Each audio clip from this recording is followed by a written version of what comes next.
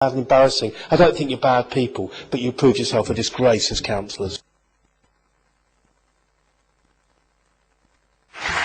Councillor Anderson. Well, just a couple of points on the Liberal Democrats' budget objection.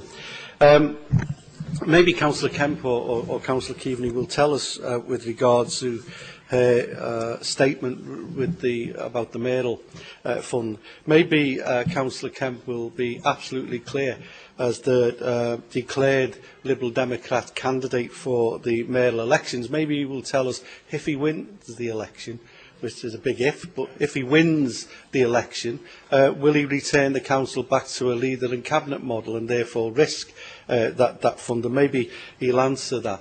But can I just remind this chamber, when Councillor Keaveney talks about the dilemmas that we face, and she talks about street cleansing and she talks about the potholes, this is a council that has had to face the worst cuts ever in the history of this council from her government.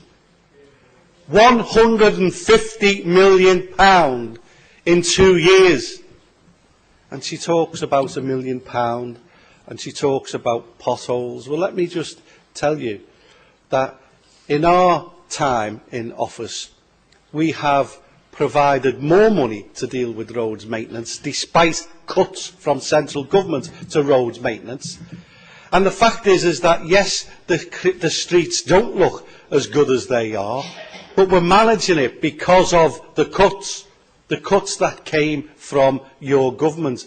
And, you know, one of the things, though, that most sticks really in my craw, and I think Councillor Baldock, I think struck a statesman-like role, if you like, in her approach to this, in talking about your comments about creating anxiety for the people of this city.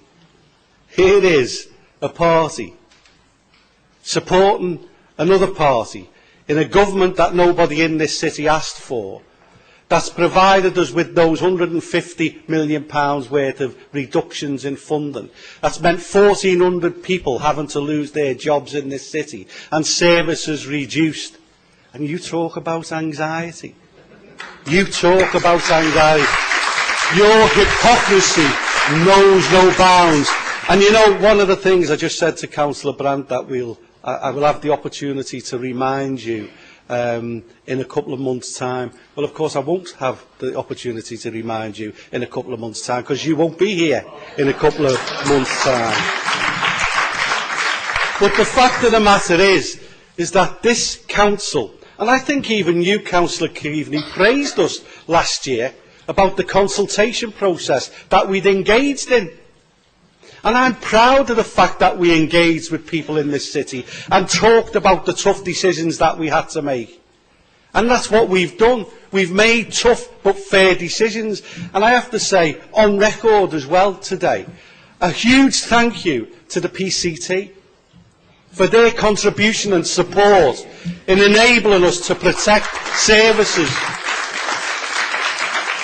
including the uniform grants. But you know, look, I'm going to change the habit of a lifetime.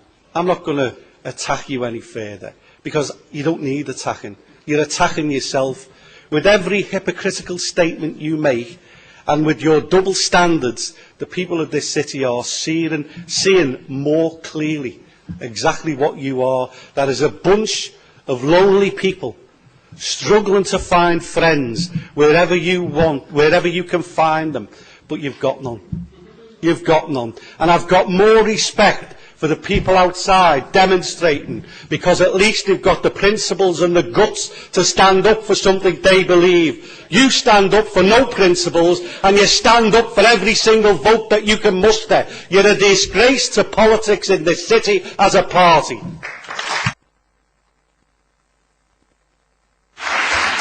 Councillor Kemp. Thank you, my Lord Mayor, and thank you for all the support I have for. Thank you for all the acclamation on the launch of my mayoral campaign. I actually wasn't going to speak tonight, but clearly Not on this item anyway, but clearly one needs to, because I'm going to have the opportunity for debating with Councillor Anderson, Councillor Coyne, Councillor Radford on a number of occasions. The invitations are already starting coming in, and I see that the first thing I'm going to have to do on every occasion is simply remind Councillor Anderson of the truth, of the facts. And the place that I want to start is the challenge that he's given me tonight about the powers and the 130 million. He said quite clearly in this council that we were opposed to it and that we voted against it. That's what he said in his opening remarks. But you and I, every one of you, everyone here, knows that that's not true. How do we know that? Because you actually accepted the minutes of the last meeting of the council. You accepted them, in which we moved an amendment which welcomed the powers, which welcomed the money, but said that that money, those powers, did not need to be associated with an elected mayor. And that is the difference between us. And you haven't convinced the people of this city of the need to have an elected mayor.